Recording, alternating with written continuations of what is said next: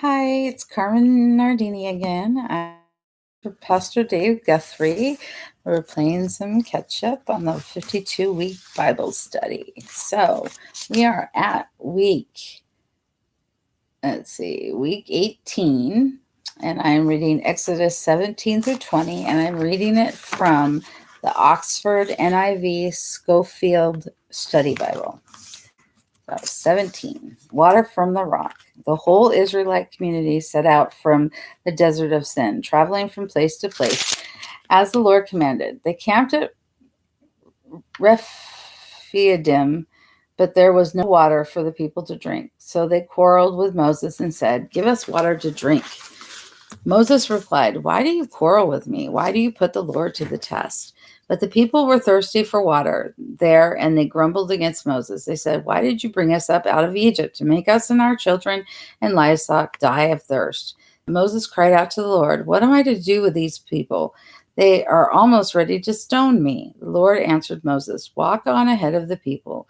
Take with you some of the elders of Israel, and take in your hand the staff with which you struck the Nile, and go. I will stand there before you by the rock at Horeb. Strike the rock, and water will come out of it for the people to drink." So Moses did this in the sight of the elders of Israel, and he called the place Massah and Meribah, because the Israelites quarreled and because they tested the Lord, saying, "Is the Lord among us or not?" Conflicts with Amalekites. The Amalekites came and attacked the Israelites at Rephidim.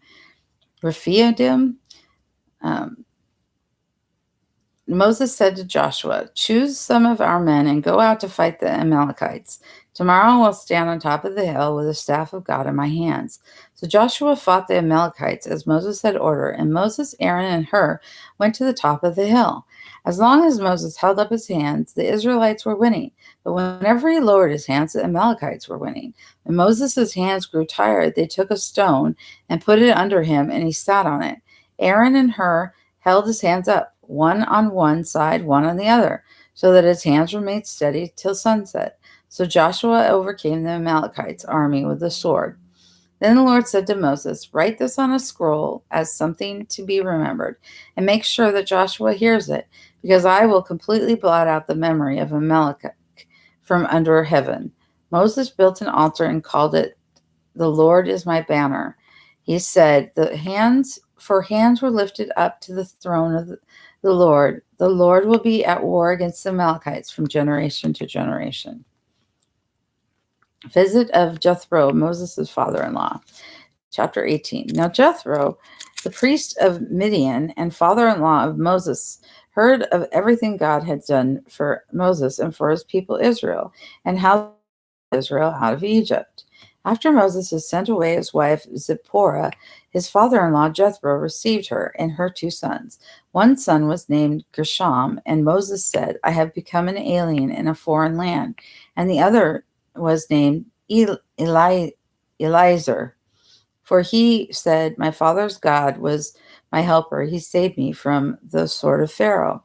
Jethro, Moses' father-in-law, together with Moses' sons and wife, came to him in the desert where he was camped near the mountain of God. Jethro had sent word to him, "I, your father-in-law Jethro, am coming to you with your wife and her 2 sons." So Moses went out to meet his father-in-law and bowed down and kissed him. They greeted each other and then went into the tent. Moses told his father-in-law about everything the Lord had done to Pharaoh and the Egyptians for Israel's sake, and about all the hardships they had met along the way, and how the Lord had saved them. Jethro was delighted at all the good things the Lord had done for Israel in rescuing them from the hand of the Egyptians. He said, "Praise be to the Lord who rescued you from the hand of the Egyptians, and of Pharaoh, and who rescued the people from the hand of the Egyptians." He said, "Praise be to the Lord who rescued you from the hand of the Egyptians and of Pharaoh, and who rescued the people from the hand of the Egyptians. Now I know that the Lord is greater than all other gods, for he did this to those who had treated Israel arrogantly." Then Jethro, Moses' father-in-law, brought a burnt offering and other sacrifices to God, and Aaron came with all the elders to Israel to eat bread with Moses' father-in-law in the presence of God. The next day Moses took his seat to serve as judge for the people, and they stood around him from morning till evening. When his father-in-law saw all that Moses was doing for the people, he said, "What is this you are doing for the people? Why do you alone sit as judge while all these people stand around you from morning till evening?" Moses answered him, "Because the people come to me to seek God's will. Whenever they have a dispute, it is brought to me, and I decide between the parties and inform them of God's decrees and laws." Moses' father-in-law replied, "What you are doing is not good. You and these people who come to you will only wear yourselves out. The work is too heavy for you. You cannot handle it alone. Listen now to me, and I will give you some advice, and may God be with you. You must be the people's representative before God and bring their disputes to Him. Teach them the decrees and laws and show them the way to live and the duties they are to perform. But select capable men from all the people, men who fear God, trustworthy men who hate dishonest gain, and appoint them as officials over thousands, hundreds, fifties, and tens. Have them serve as judges for the people at all times, but have them bring every difficult case to you, and simple cases they can decide themselves. That will make your load lighter, because they will share it with you.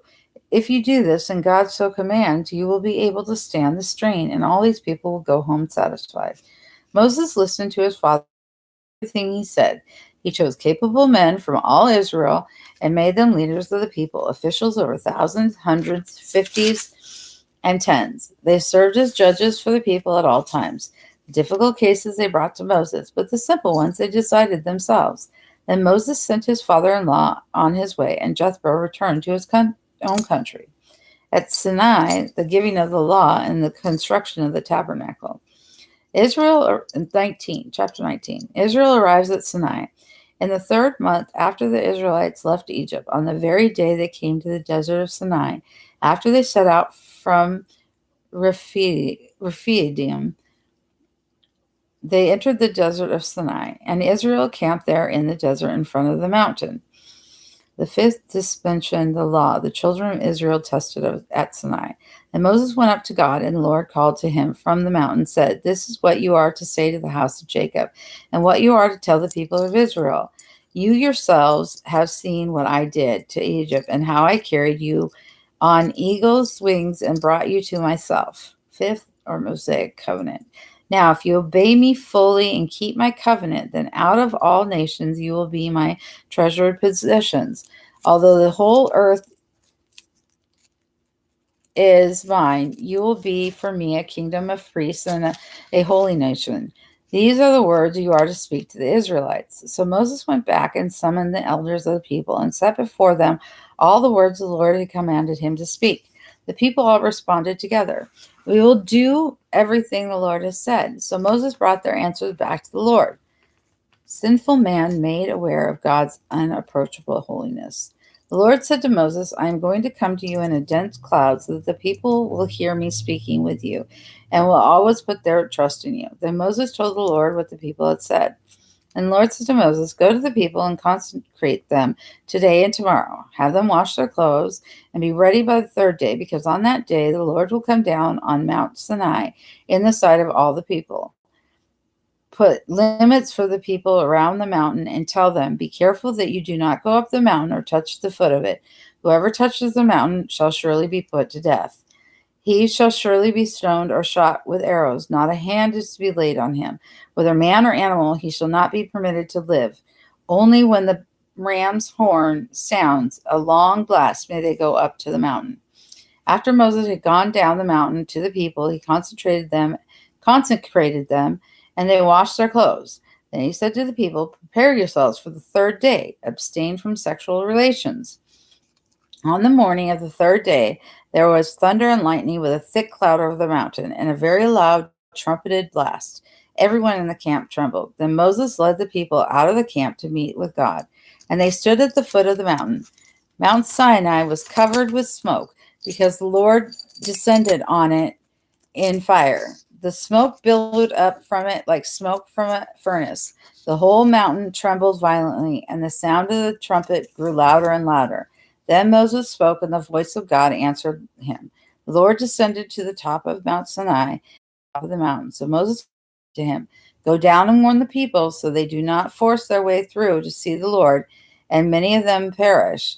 Even the priests who approach the Lord must consecrate themselves, or the Lord will break out against them." Moses said to the Lord, "The people cannot come up Mount Sinai because you yourself warned us. Put limits around the mountain and set it apart as holy."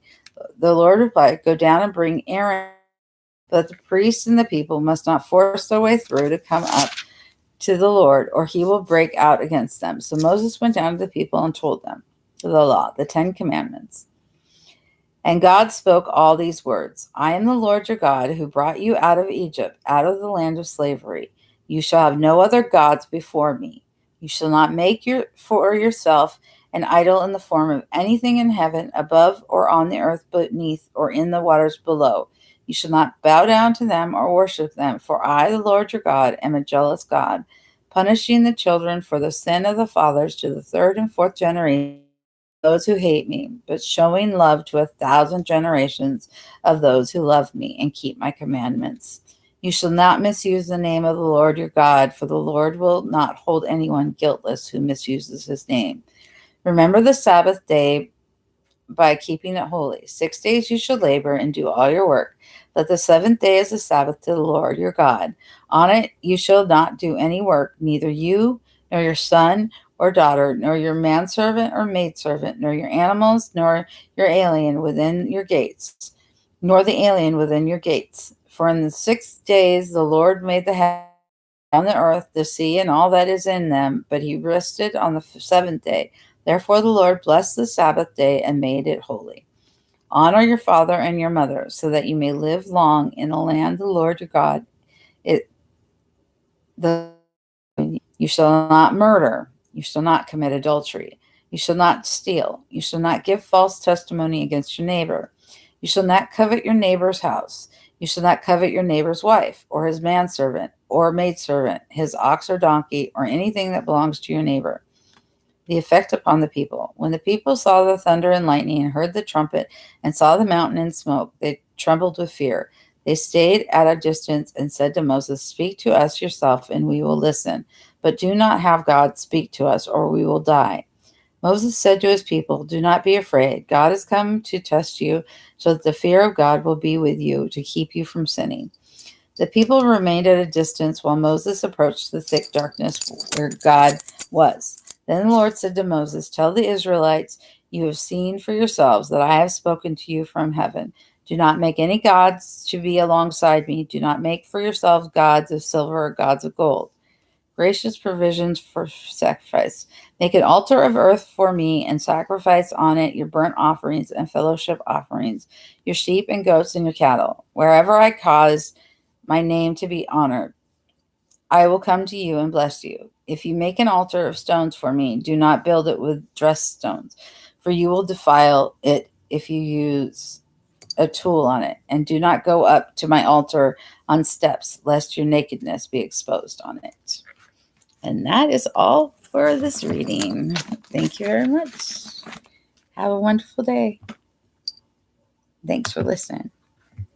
Stop, baby girl. Stop it.